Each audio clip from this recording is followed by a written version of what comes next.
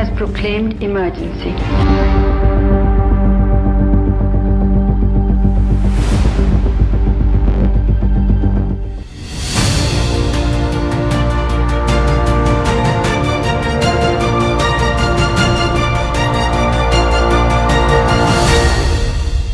साल 1975 देखा जाता है। संविधान भारत की आत्मा है।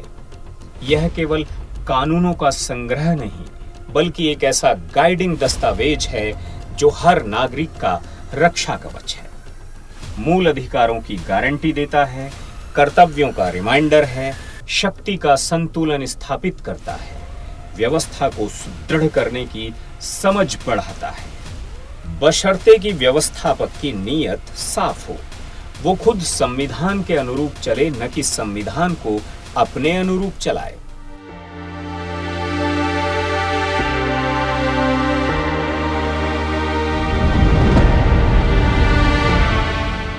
इसी को लेकर बाबा साहेब ने कहा था कि संविधान चाहे कितना भी अच्छा हो, यदि वो लोग जिन्हें संविधान को अमल में लाने का काम सौंपा जाएगा खराब निकले तो संविधान खराब साबित होगा। दरअसल बाबा साहेब ने यह इशारा संविधान सभा में आपातकालीन प्रावधानों को लेकर हुई चर्चा के दौरान किया था। देश में लगी इमरजेंसी ने बाबा साहेब के इस कथन को सार्थक साबित किया और अब जब चर्चा इमरजेंसी की चल रही है तो यह समझना जरूरी हो जाता है कि संविधान निर्माताओं ने क्या सोचकर संविधान में इमरजेंसी के प्रावधानों को रखा होगा। दरअसल 2 अगस्त 1949 को संविधान सभा में आपातकाल के संदर्भ में हुई बहस के दौरान कई सदस्यों ने इमरजेंसी लगाने के आधार के रूप में युद्ध या बाहरी आक्रमण या आंतरिक अशांति को रेखांकित किया। संविधान सभा के सदस्य एच.वी. कामत ने बाबा साहेब द्वारा प्रस्तुत मसौदे पर सवाल खड़ा करते हुए अंदेशा जताया कि जिस जर्मन वाइमार संविधान से इमरजेंसी के प्रावधान लिए जा रहे हैं, उन्हीं का दुरुपयोग कर हिटलर ने तानाशाही स्थापित की थी और देश का संविधान समाप्त कर दिया था, जो बाद में दूसरे विश्व युद्ध का कारण बना। इसी के साथ उन्होंने युद्ध या बाहरी आक्रमण की स्थिति से निपटने के लिए राष्ट्रपति को आपात शक्तियों का समर्थन किया। वहीं आंतरिक अशांति पर संशोधन पेश करते हुए उसकी जगह आंतरिक हिंसा का प्रस्ताव रखा, जो पास नहीं हो सका। श्री कामत ने आपातकाल के दौरान भी मूल अधिकारों को सस्पेंड नहीं किए जाने का प्रस्ताव रखा, जिसे अस्वीकार कर दिया गया। संविधान सभा में बहस के दौरान आपातकाल बनाम स्वतंत्रता पर श्री कामत और डॉक्टर अंबेडकर के बीच तीखी बहस हुई। नतीजतन सदस्य भी यह जान पाए कि आपातकाल के दौरान भी यूनाइटेड किंगडम और अमेरिका जैसे देशों में व्यक्तिगत स्वतंत्रता सर्वोपरि मानी गई है, यानी किसी भी हालत में व्यक्ति को न्याय से वंचित नहीं किया जा सकता।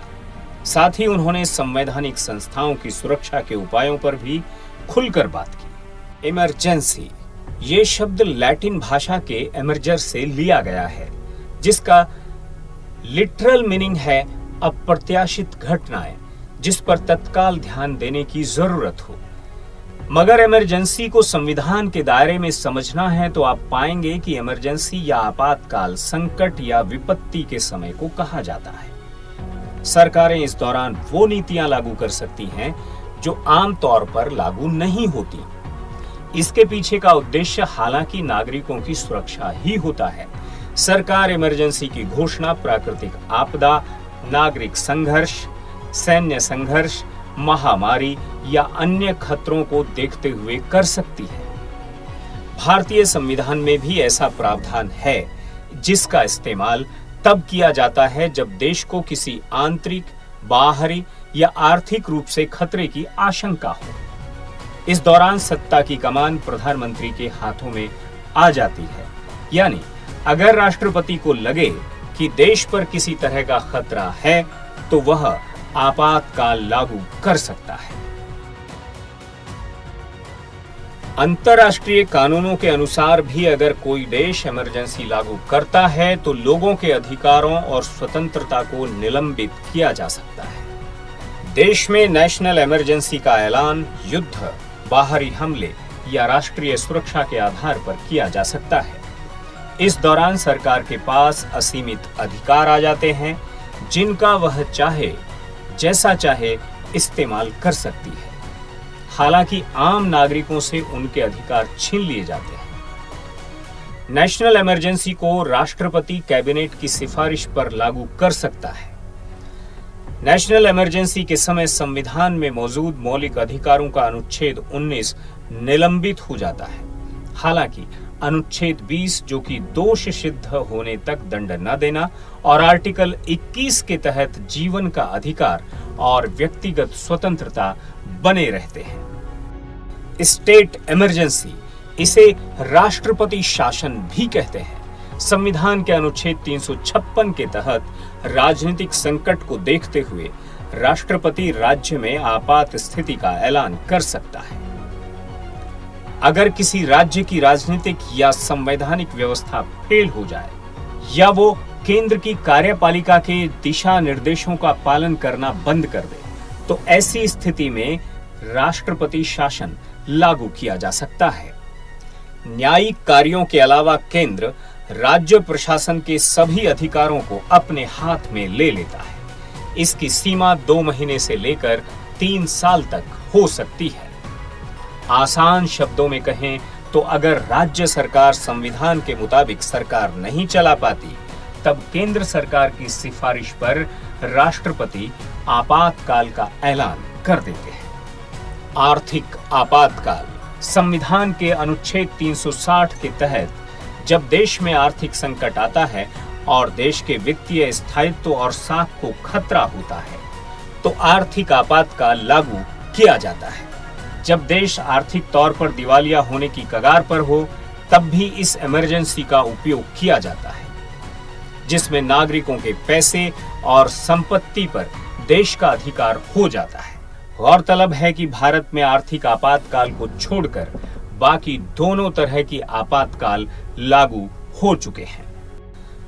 अभी तक भारत में 3 बार राष्ट्रीय आपातकाल की घोषणा की गई है। सबसे पहला आपातकाल भारत चीन युद्ध के दौरान बाह्य आक्रमण के कारण घोषित किया गया।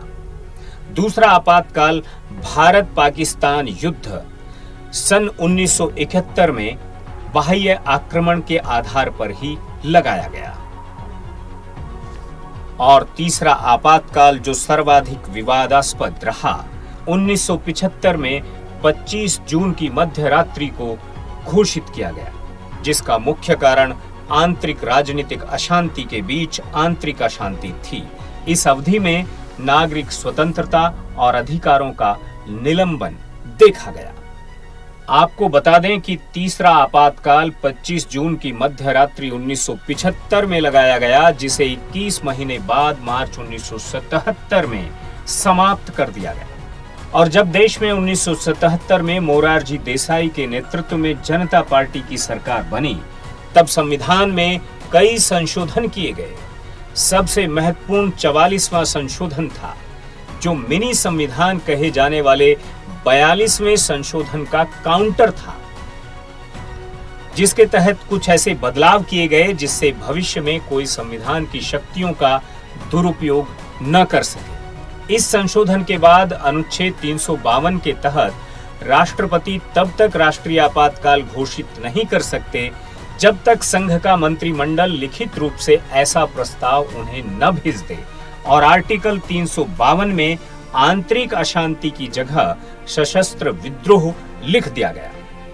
एक बात और, 44वें संविधान संशोधन के जरिए मंत्रिमंडल यानी कैबिनेट बढ़ोतरी हो जाती है, मौलिक अधिकारों का निलंबन हो जाता है, नागरिकों को प्रेरित भी किया।